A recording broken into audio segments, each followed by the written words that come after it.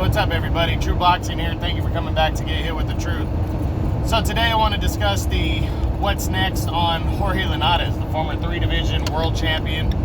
He fought May 29th on DAZN when he took on Devin Haney, challenged him for the WBC World Lightweight Championship. He ended up doing very well. You know, he fought hard. He got outboxed for majority of the first 10 rounds. He was getting outboxed, beaten to the punch, but he was landing good left hooks, good shots. He just was getting beat to the punch consistently by Devin Haney. Devin Haney was boxing very well. But in the 10th round, he landed a money right hand that hurt Haney, and Haney staggered back to his corner, and in the 11th had to hold on a lot without being warned by the referee. So created some controversy. Haney won the bout, you know, clearly on the cards, but there's a lot of people, myself included, that felt that Linares deserved the opportunity to, you know, to go for the knockout without being held. You know, again, if a guy's going to grab you when you're coming at him, I understand that if he's hurt or he's trying to hold on.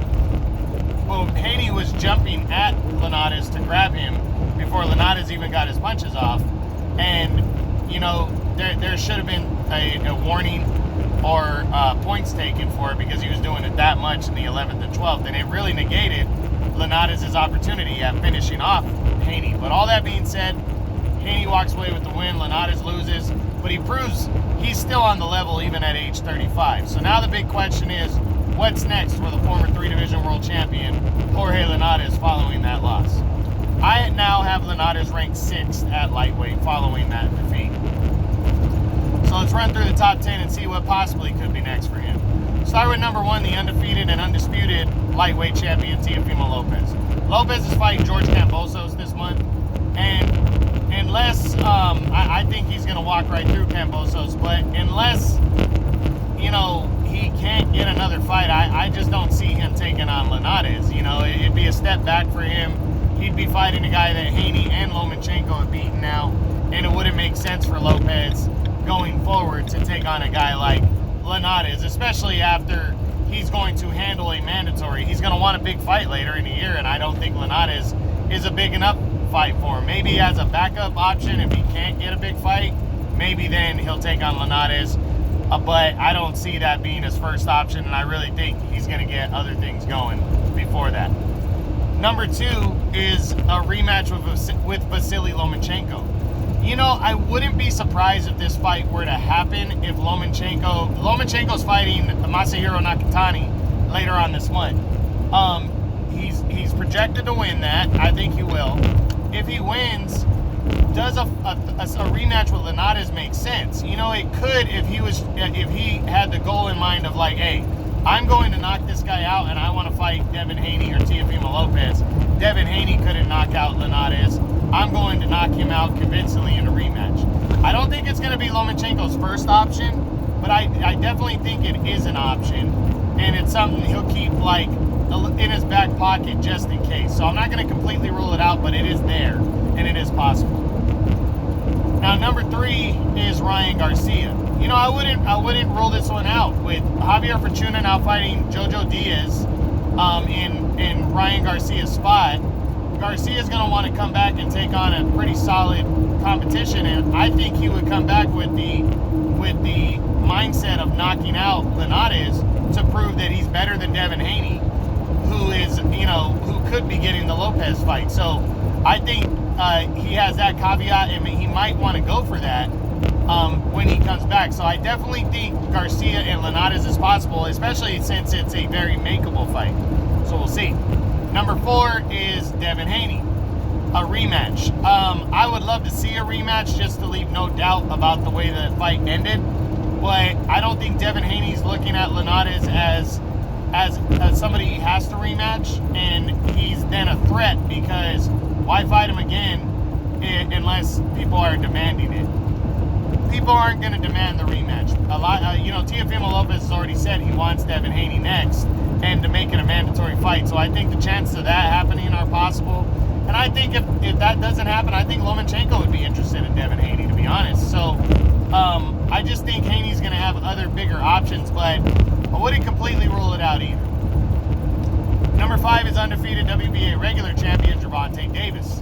I don't see it. Davis is fighting at 140 next. He would come back down, but would he work with Eddie Hearn to get this fight off? I'm just not sure. I don't see it. You know, would Mayweather work with Eddie Hearn to take on a risky opponent like Linares? Even though, you know, Davis might be trying to make a statement, and Linares might be the guy, he might be the gatekeeper now to make a statement against, you know, older veteran like that. So I'm leaning towards a no, but I do think there is some possibility it could happen, but again, leaning towards a no. Now Linares is 6. Number 7, a rematch with Luke Campbell, the former world title challenger. I honestly think Luke Campbell's done with lightweight. He was really done with lightweight even before the Lomachenko fight a couple years ago. He only took that fight because it was such a big fight and the title was on the line. You know, 3 of the 4 belts were on the line. He lost that fight. He talked about moving up then, and then Ryan Garcia became possible. I really think now that he's been knocked out, I think 140 makes a lot of sense for Campbell. Let's go try a new weight class. So I think a rematch with Linares, I think he'd want a rematch, but I don't know if Linares would want a rematch. I don't think it makes sense for Linares to fight Campbell again. So I just don't see it. Number 8 would be Javier Fortuna. Now, here's a fight I wouldn't rule out. These 2 guys almost fought last year. COVID kind of stopped that fight. And then, you know, they were floating around each other. Now Fortuna's fighting Joseph Diaz next. And, you know, if those guys can't get Teofimo Lopez or Devin Haney, Linares is a very makeable fight. So I think it is possible for Fortuna, if he gets by Joseph Diaz, that he could fight Linares. So we'll see. Number 9, after Fortuna, well, actually, Fortuna was number 9. Number 8 is former IBF champ Richard Comey. If that fight could be made next, I think it'd be possible, but Eddie Hearn working with Bob Arum in Top Rank, those guys don't have the best relationship unless it's a mandatory fight or it's a fight that everybody is in high demand for, and right now I just don't see these 2 guys being in high demand, so I'm going to lean towards a no. And then finally at number 10 in the lightweight division right now is George Kambosos Jr., who's about to fight Teofimo Lopez for the undisputed title. Unless he were to pull off a major upset, then it's possible beating Lopez, but I don't think he does. I think Lopez is going to wipe the floor with Kambosos, so I'm not seeing it. So that's pretty much it. That's the what's next on Jorge Linares, the former 3-division world champion. I don't see him moving to 140.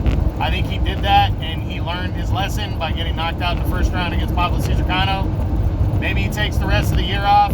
Maybe he comes back towards the end of the year, but Linares is a warrior. He showed he's a warrior. He didn't lose. He didn't lose by a blowout, and he didn't get knocked out. And he actually, there was some controversy and people arguing that he should have won. So I think Linares is going to keep pushing forward, and hopefully we see him back in the ring before the end of the year against another top 10 fighter. See what happens. All right, that's it. True Boxing. You've been here with the truth.